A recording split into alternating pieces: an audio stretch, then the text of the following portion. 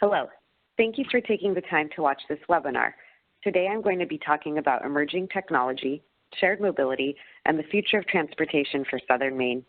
The Long-Range Public Transportation Plan is Southern Maine's opportunity to create a vision for what transit will look like 30 years from now. To help with that process, this webinar, along with several others, will help orient the public and key stakeholders to important topics which will impact the long-range future of transportation. My name is Veronica Cyranosian, and I'm a Vice President at AECOM. I have over a decade of experience in public and private sector transportation and land use planning, and work with public agencies and private clients to understand, proactively plan for, and realize the future of mobility. My work focuses on advancing innovation in infrastructure planning, design, and delivery, including connected and automated vehicle technologies, shared mobility, hyperloop, and vehicle electrification, and the impacts of these technologies on city mobility and development. New forms of mobility are hitting our streets almost daily, catching transit agencies and cities off guard. There's debate in the industry about how new some of these are. For example, they may not have had access to cars, but in 1916, suffragettes used motorized scooters to do their work advancing women's rights. Regardless, there's little question that usage and investment in such modes is growing rapidly, and new mobility providers and modes are likely here to stay. In this presentation, I'll touch upon 4 big trends in transportation: connected and automated vehicles, electrification of the vehicle fleet, micromobility, and shared mobility. The first trend is connected and automated vehicles. As defined by the United States Department of Transportation, automated vehicles are those in which at least some aspect of safety-critical control function, like steering, throttle, or braking, occurs without direct driver input. Automated vehicles may be autonomous, i.e. use only vehicle sensors, or may be connected, i.e. use communication systems in which cars and roadside infrastructure communicate wirelessly. Many automakers, including Tesla, Ford, and Toyota, in addition to technology companies like Google and Uber, have invested in automated vehicle technologies.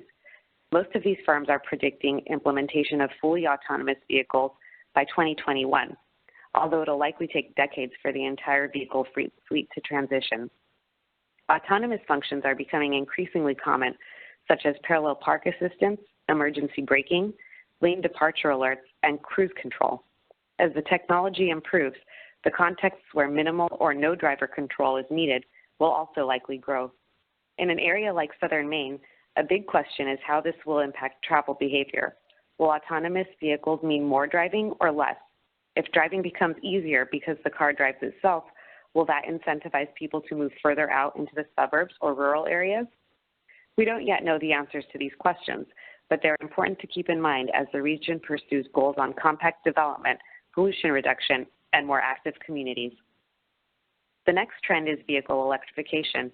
According to the U.S. EPA, transportation accounts for around 27% of greenhouse gas emissions.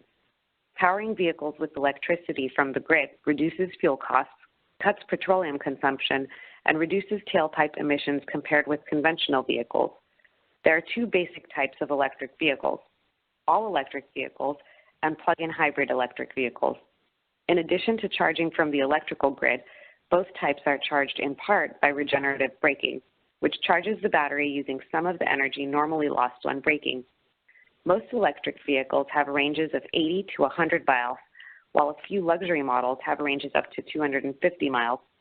It's worth noting that cold weather has a negative impact on battery range, with one study showing a vehicle range decrease of 40% at 20 degrees Fahrenheit. In a climate like Southern Maine, this is an important consideration for how quickly the technology can be deployed. Up next is micromobility.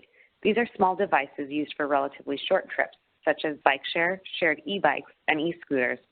These trips are single-person, on-demand, pay-per-trip or period of time. Stakeholders have invested more than $5.7 billion in micromobility startups since 2015, with more than 85% targeting China. The market has already attracted a strong customer base and has done so roughly 2 to 3 times faster than either car sharing or ride hailing.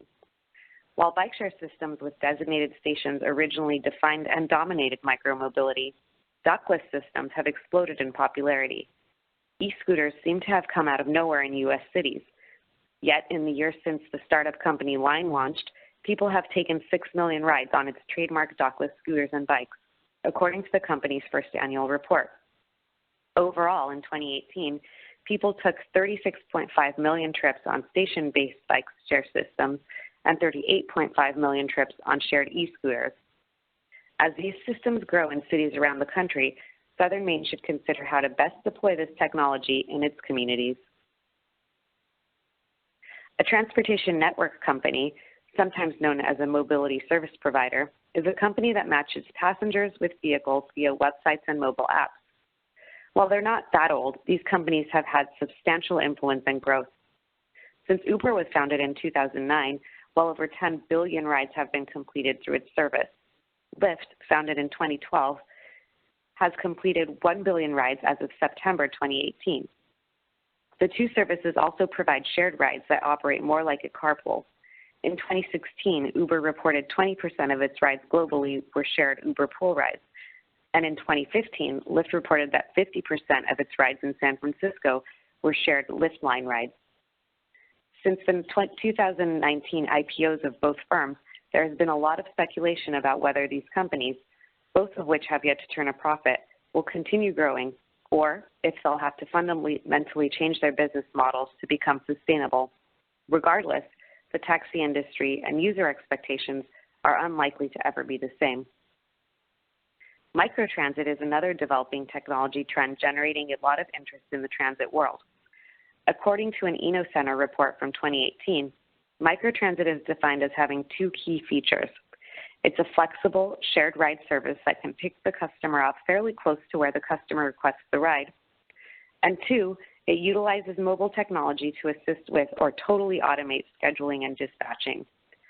While microtransit is similar to traditional demand-responsive services, for example, federally required ADA service with wheelchair-accessible vans, it incorporates an app and real-time schedule and dispatch technologies.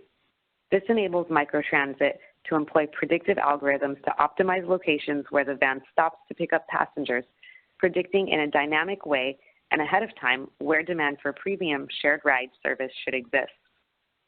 Finally, mobility as a service is the integration of various forms of transport services into a single mobility service accessible on demand.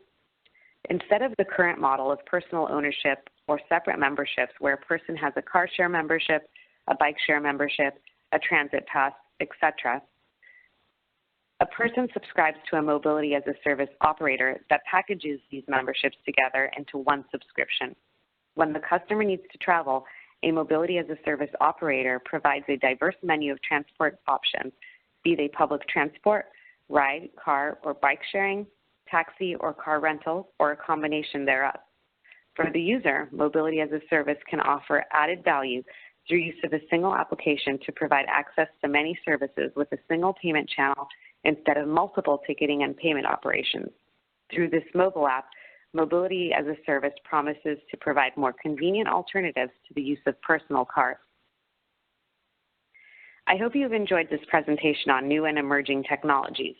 I want to mention that there are several presentations that have been recorded exploring key topics that could impact the long-range trajectory of transit.